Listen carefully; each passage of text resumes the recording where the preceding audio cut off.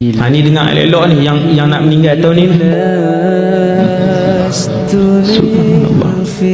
Tak payah takut tuan-tuan, semua nak pergi ke alam tu. Orang takut, selama ni orang takut sebab orang ingat alam barzakh ni lepas disoal oleh malaikat apa semua, mati dalam keadaan husnul khatimah, apa semua selesai, lepas tu duduk dalam tanah tu 4 segi tu.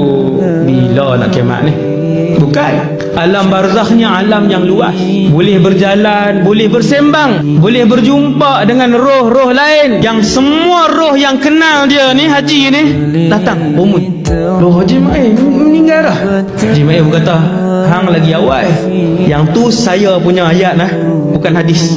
Tetapi yang Rasulullah beritahu, dia akan berjumpa dengan roh-roh lain. Roh-roh lain akan datang mengerumuninya, yang kenal dia. Untuk apa? Untuk tanya anunya, tanya anak dia, nak tanya rumah dia, nak tanya roh-roh lama datang, macam mana isteri saya lepas saya mati, okey ke dia?